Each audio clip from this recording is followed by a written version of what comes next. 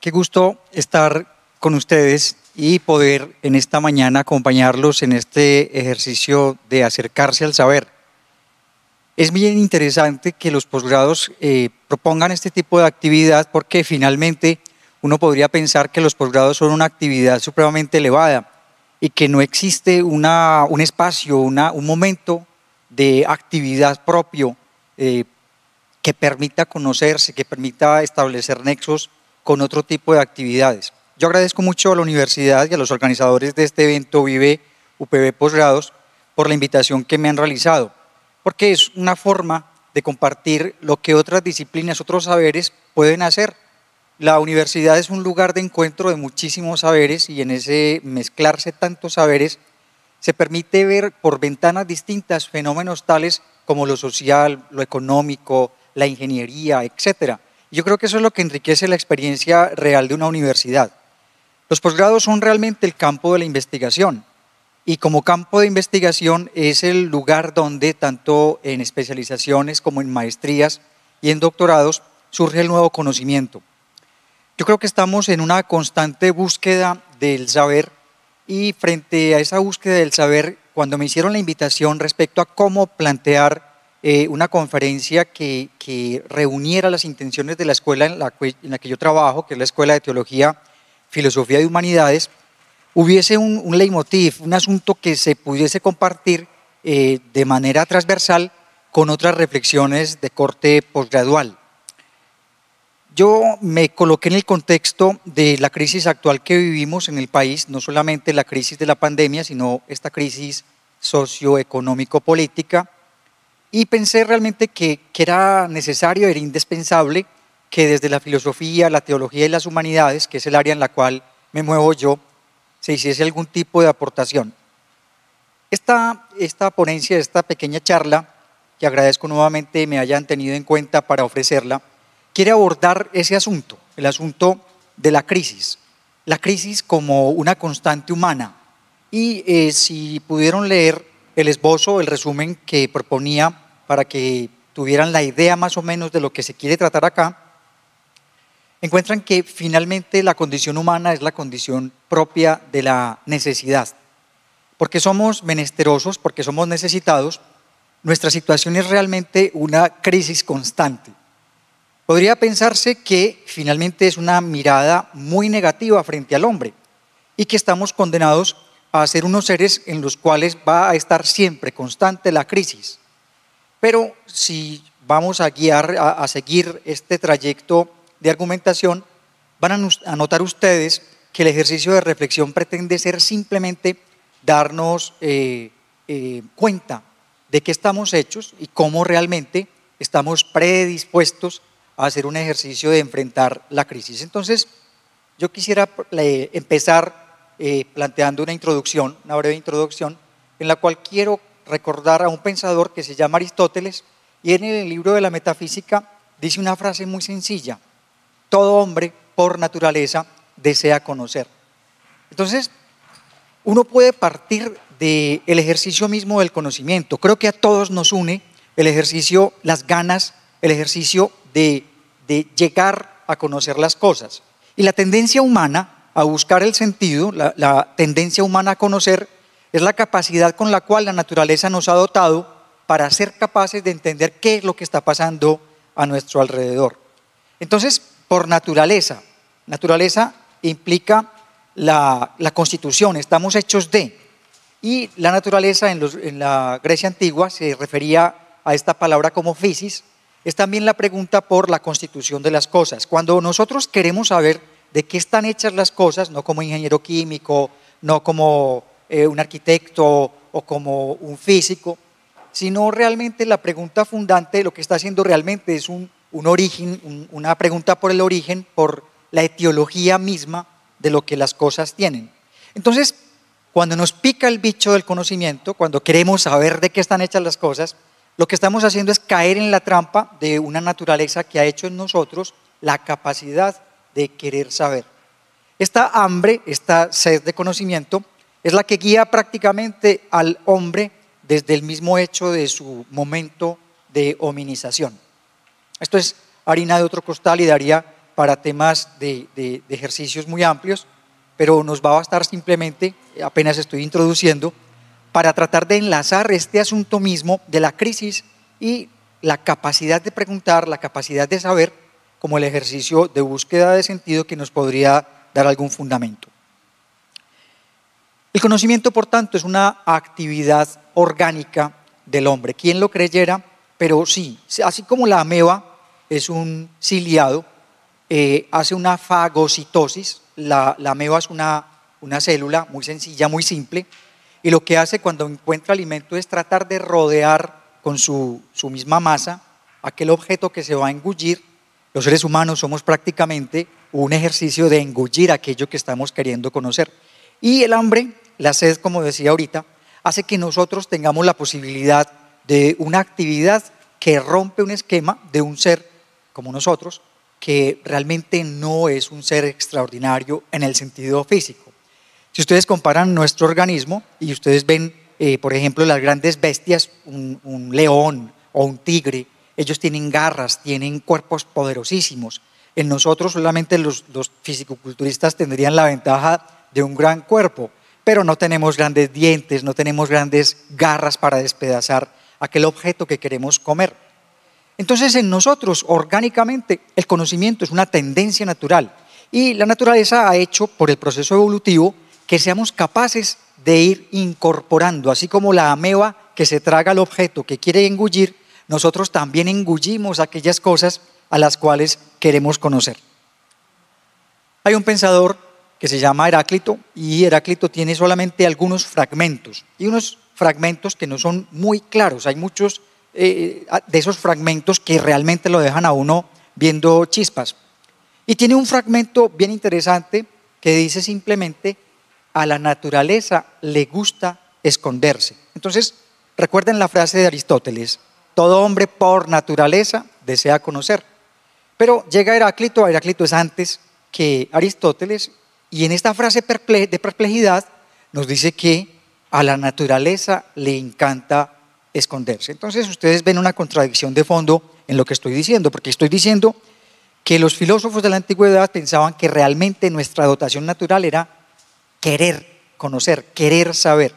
Pero Heráclito antiguamente había propuesto que la naturaleza le hace el quite al conocimiento. Entonces, habíamos dicho que esta naturaleza es la pregunta por la physis, la palabra griega, pero la naturaleza es la consistencia de qué están hechas las cosas. Esta es una pregunta que ustedes pueden decir, es una pregunta de las religiones. Ya las religiones, la hechicería, la brujería ha hecho unos intentos de responder a esta pregunta. Y menciono al lado de Heráclito, de esta frase heraclítea, a un comentarista, a un autor, Pierre Hadot, que dice en un libro que se llama El velo de Isis, una gran cantidad de teorías respecto a la significación de esta extraña frase. La naturaleza ama esconderse. Lo terrible es que nosotros morimos por conocer. Nosotros ansiamos conocer, pero parece que acercarnos al objeto, así como la ameba que rodea al objeto que va a comer, a engullir, nosotros tenemos una condena, porque la naturaleza no da papaya, no está presta a ser conocida. Las claves de la realidad no son fáciles de descifrar.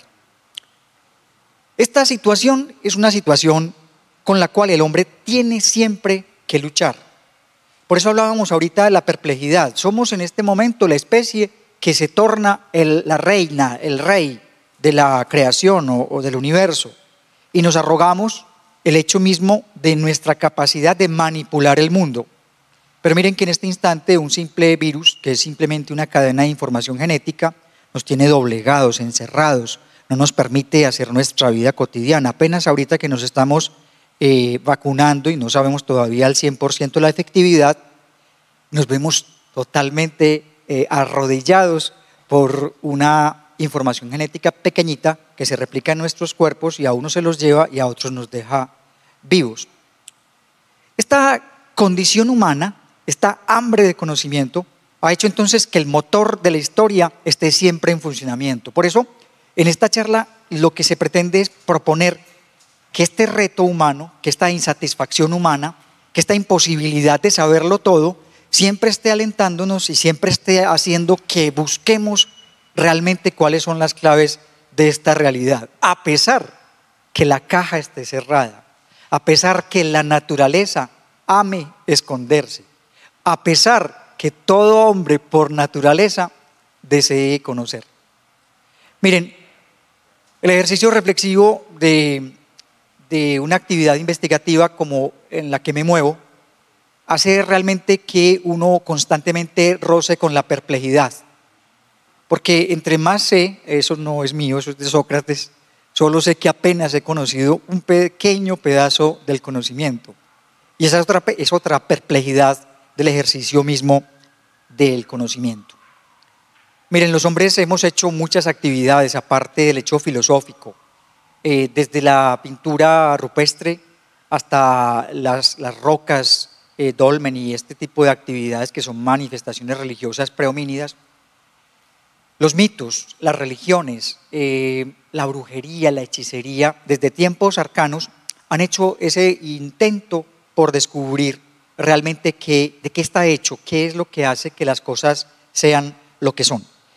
Y estas actividades prácticamente han hecho que el hombre esté metido como en esa bipolaridad, una bipolaridad que lo acerca al logos, el logos como la ratio como el pensamiento, digámoslo así, que luego se tornará científico, pero al tiempo también el ansia de que los dioses o Dios le conceda al hombre una iluminación para entender las claves de esta realidad. Hasta aquí entonces la introducción de este encuentro, espero que no se torne muy largo y voy a empezar con mi primer apartado que me interesa que ustedes y yo tengamos claro. Lo primero que yo quiero plantear luego de esta breve introducción es que finalmente la filosofía va a surgir como una actividad que trata de encontrar sentido en desde un ejercicio racional reflexivo. La reflexión es importantísima, ¿saben? Que si nosotros fuéramos irreflexivos no habría posibilidad de realimentar los hallazgos que tenemos. Y el ejercicio mismo de la reflexión permite otro hecho que es propio de nuestra especie, es la comunicación. Ustedes saben que los animales se comunican por feromonas, se comunican por movimientos y tienen distintas formas de hacer manifestación de aquello que conocen a otros de su especie. Piensen en las hormigas, las termitas, las abejas, por solo decir algunos de los animales de las especies que son más complejas. Entre más compleja la sociedad de los animales, más inteligente es su ejercicio de relacionamiento y de comunicación. El hecho es que hay una conducta animal y hay una conducta humana. En nosotros la diferencia radical es el libre albedrío. La libertad nos caracteriza como el ejercicio propio de ser seres humanos. En nosotros, a pesar que veamos que la libertad se coarta, que los vicios manipulen, que la sociedad de consumo y todo lo que vemos en la actualidad hace que no seamos del todo libres, en nosotros la libertad, en último término, es la capacidad de decir no, de prescindir de las cosas. Esto no lo tienen los animales. Para los animales, prácticamente la conducta animal está guiada por una prescripción, digámoslo así, biológica a través de hormonas, de todo lo que es dotación bioorgánica. Ustedes y yo no podemos salir de esta circunstancia, de este condicionamiento orgánico, pero nosotros no somos simplemente animales, somos animales humanos. Y en nosotros la capacidad de libertad establece la diferencia del animal con el animal. En el animal, la condición orgánica, por las dotaciones hormonales, los olores, feromonas, precondicionan, por ejemplo, para el hecho del celo. La reproducción animal está vinculada a un tiempo específico. En nosotros, el enamoramiento, la capacidad de amar, supera distintas maneras de acercarnos al otro y no está guiado solamente por un principio hormonal, orgánico, conductual. Esto es interesante que ustedes y yo lo tengamos desde esta perspectiva, porque finalmente cuando estamos frente a la crisis, La crisis hace que nosotros nos comportemos como animales o que seamos capaces de controlar el condicionamiento propio del momento histérico de la crisis. La crisis es un momento en el cual se rompe el estado de confort. Cuando el hombre siente que aquello que habitualmente tenía se le va de la mano y que no tiene forma de sustentarlo y que no hay manera de permanecer en la quietud y tranquilidad, porque las cosas se estaban dando muy bien y empiezan a darse mal, es el momento en el cual entra a actuar esta o histeria o la capacidad humana de enfrentar desde el sentido aquello que le reta a una nueva posibilidad. Entonces, la crisis rompe la normalidad, nos vuelve anormales. Lo extraño es que no somos normales, nosotros no somos como los demás animales. Biológicamente tenemos la misma dotación, pero en menor proporción. Miren, no soportamos grandes cargas. Una hormiga es capaz de levantar el peso suyo muchísimas veces. Nosotros, a no ser que nos vayamos a un gimnasio, no tenemos un cuerpo posible para enfrentar grandes pesos. Nuestra capacidad de defendernos, de defensa, por ejemplo, frente a un ataque, está limitado a si tenemos algunas técnicas de defensa personal.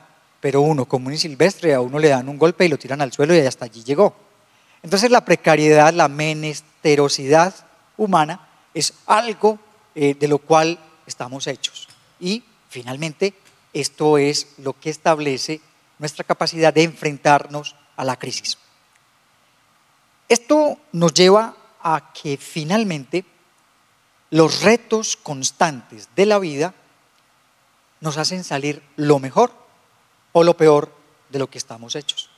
¿Por qué? Porque finalmente en mi capacidad de uso de recursos, yo muestro realmente si he sido capaz de enfrentarme, si voy a ser capaz de enfrentarme a la nueva situación que ha cambiado la manera de enfrentarme a la realidad. La crisis entonces es una oportunidad. Mucha gente lo dice así y para muchas personas eso es una frase de cajón. Pero si ustedes lo están viendo desde lo que estoy planteándoles, la crisis es la posibilidad de resurgir. Hay un mito que es el mito del ave fénix que se enciende y queda regada en cenizas. Pero el mito habla del ave que es capaz de resurgir desde sus cenizas y brota nuevamente como una ave maravillosa con su papel de voladora, de volar y de ser capaz de avisorar desde lo alto la realidad misma. Hay teóricos que hablan de esto como la capacidad de resiliencia. Y la resiliencia es la capacidad de surgir después de la crisis, después de los momentos terribles y seguir andando, seguir viviendo. No sé, ustedes, ¿qué piensan respecto a esta capacidad? Si es más bien un cuento como una especie de pañito de agua tibia para convencernos de realmente tenemos que enfrentar la realidad de la crisis, o si realmente hallamos en nosotros mismos ese tipo de sensación que hace que saquemos de nuestros pozos, de nuestro mismo fondo, aquello que pues no lo da la preparación académica, o puede que lo haya aportado la familia o el grupo religioso al que se pertenece, pero que muchas veces depende de la creatividad propia del hombre, y allí el problema es que nos prueban cómo realmente enfrentamos esta situación. Pasa un segundo momento y allí quiero hablar respecto al hombre como esta extraña especie. Aquí he hecho mano de un argumento de un autor español, José Ortega y Gasset. Él habla en un texto que se llama Historia como sistema de la naturaleza del hombre. Cuando preguntamos por naturaleza, ahorita aludíamos a ello, preguntamos por consistencia. ¿En qué consisten las cosas? ¿Cuál es la naturaleza de las cosas? El problema es que muchas veces pensamos en la naturaleza, las cascadas, las fuentes, los ríos, las aves, el ecosistema que hemos dañado por el consumo exagerado de medios y de bienes. Pero la naturaleza no alude a eso. La naturaleza realmente en el pensamiento filosófico pregunta por la consistencia. ¿De qué está hecha la realidad? Ahora, decíamos que los filósofos desde antiguo, los teólogos desde antiguo, los brujos, los chamanes, cualquiera de aquellos que fueron capaces de lanzar preguntas fundamentales, fundantes, habían hecho un acercamiento mítico, onírico, poético, estético, para tratar de explicar por qué las cosas son como son. Y decíamos ahora que la filosofía prácticamente ha sido un ejercicio racional. No aludo aquí al racionalismo o a solamente la perspectiva positiva, sino el ejercicio del logos, el uso del racionamiento, de la reflexión, como una actividad que le dio otro resultado. Porque finalmente la filosofía, frente a las respuestas religiosas, chamánicas, oníricas, la que usted quiera, le aportó la posibilidad de una reflexión, de un darse cuenta. Cuando agregamos el darnos cuenta, nosotros hacemos una actividad de bucle que es capaz de dar sentido. Aquí entonces la especie humana ha logrado con el paso de la historia muchas respuestas, y cada respuesta ha significado muchas veces una disputa con otros que piensan distinto a mí.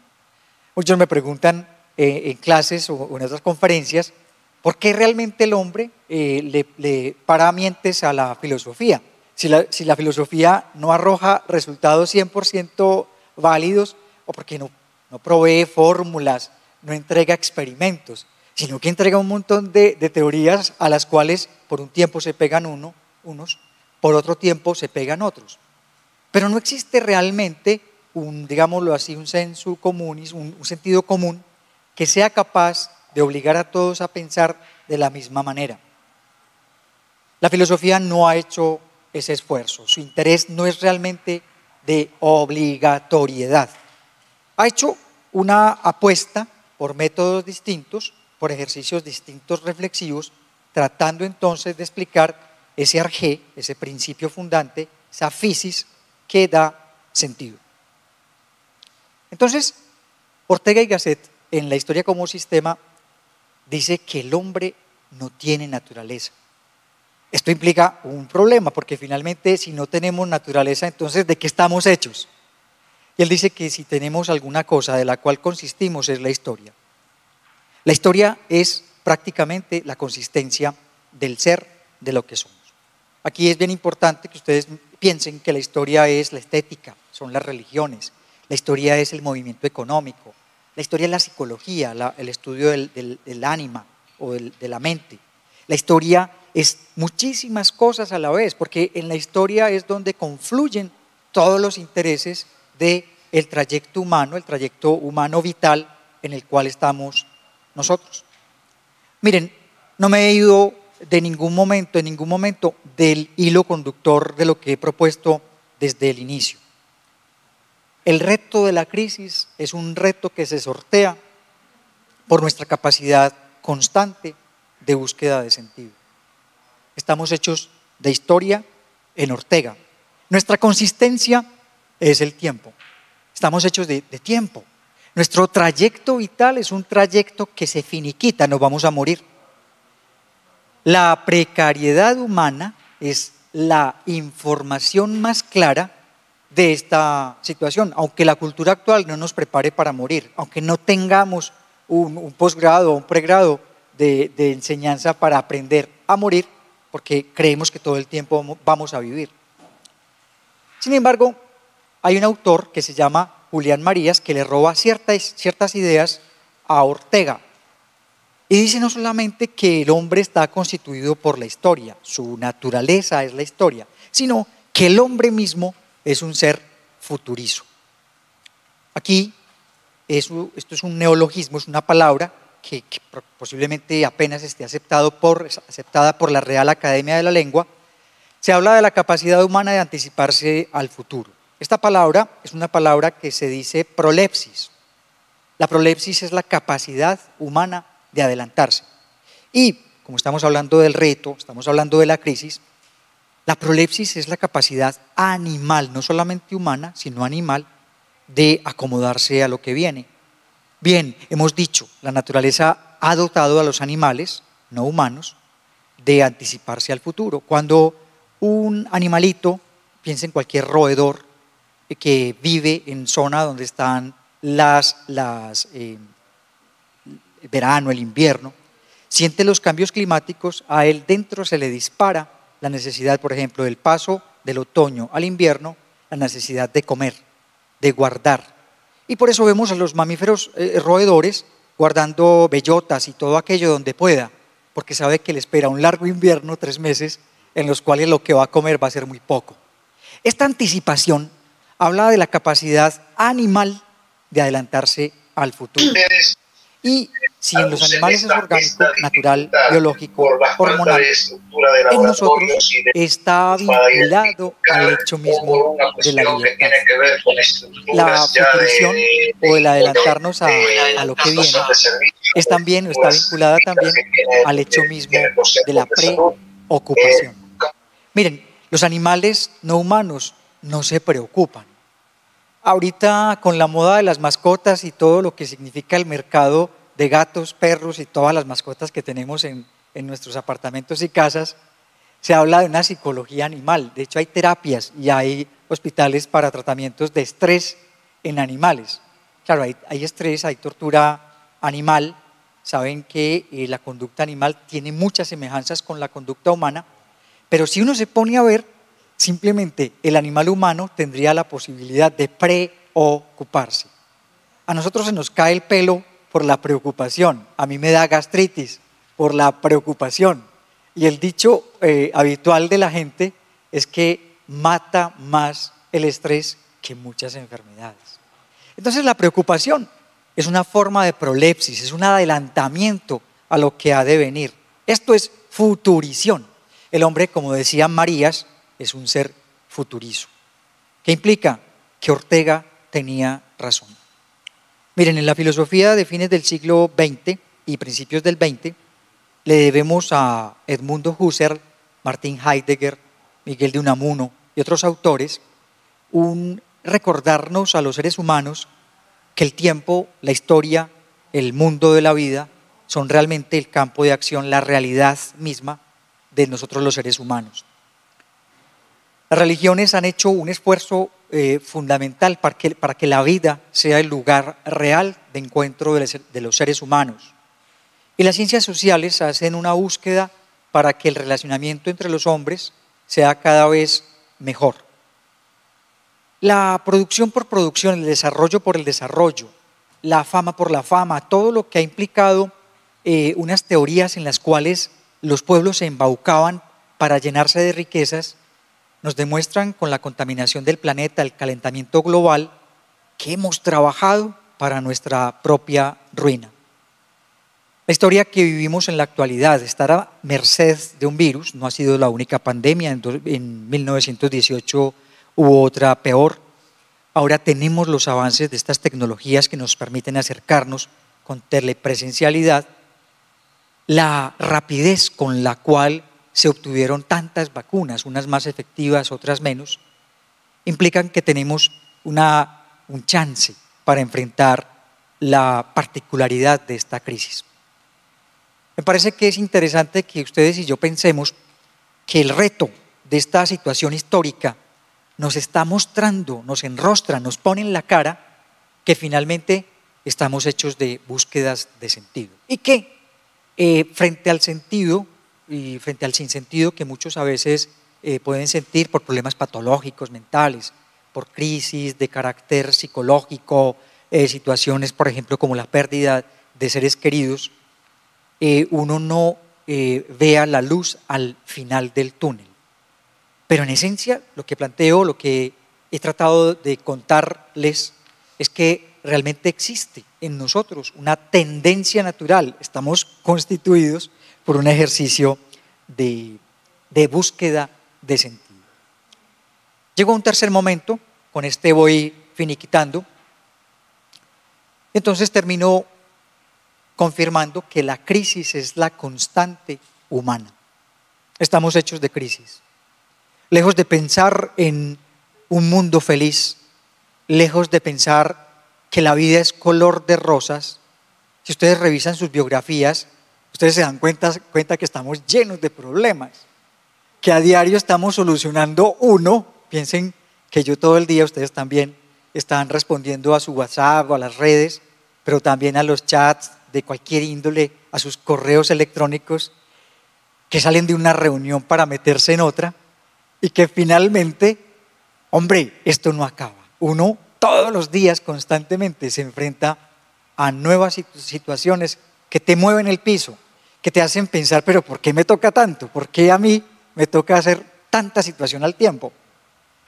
Pero la verdad es que estamos hechos no solamente de historia, de tiempo, sino que estamos hechos de crisis. Nosotros tenemos que enfrentarnos en nuestra condición orgánica, biológica, pero también mental, también espiritual, a los retos de la vida cotidiana. Si no, piensen cómo lo hicieron las anteriores generaciones. Ya no están vivos, ya se fueron. ¿Cuántos de nuestros seres queridos se han ido por esta pandemia? ¿Cuántos no lucharon por llevar adelante sus propias vidas, sus biografías y la de sus seres queridos, su familia? Nuestra condición humana, con esto voy terminando, es la de ser un ser necesitado, menesteroso. Somos poca cosa, nos engreímos y nos llenamos de orgullo porque manejamos alguna disciplina, pero se pone uno a ver y uno es prácticamente una pavesa en el aire que el viento se lleva. Sí, arriesgados, lanzados al futuro, vinculados a muchos de los seres que están alrededor. Por eso hemos incorporado la técnica, por eso nos dedicamos, ustedes que se dedican a la empresa, a la administración, a la ciencia técnica, a laboratorios. Nos hemos inventado el lenguaje como posibilidad de logos, de telencefalización, y prácticamente con estas herramientas, con la ciencia, hemos incorporado aquello que nos faltaba a una naturaleza precaria. La búsqueda del sentido es entonces el motor para enfrentar toda situación de crisis. No es que busquemos el cielo, el nirvana, la vida en rosa, y ese es finalmente el momento de quietud, como cuando pensamos que voy a conseguir una finca en alguna región cuando llegue a mi jubilación y mis preocupaciones van a terminar. Nuestra insaciable sed de conocimiento está unida a nuestro constante ejercicio de búsqueda de sentido. Mantenemos con hambre de saber, mantenemos con deseos de sentido. Y ese es prácticamente el argumento que nos da la posibilidad de enfrentar, a pesar de todo, las crisis, salir adelante, seguir viviendo y seguir enfrentando crisis. Muchas gracias por este momento, por permitirme conversar con ustedes a la universidad, por este ejercicio Vive UPB Posgrados y por la ocasión que me dan de compartir mi ejercicio de reflexión habitual. Muchas gracias de verdad.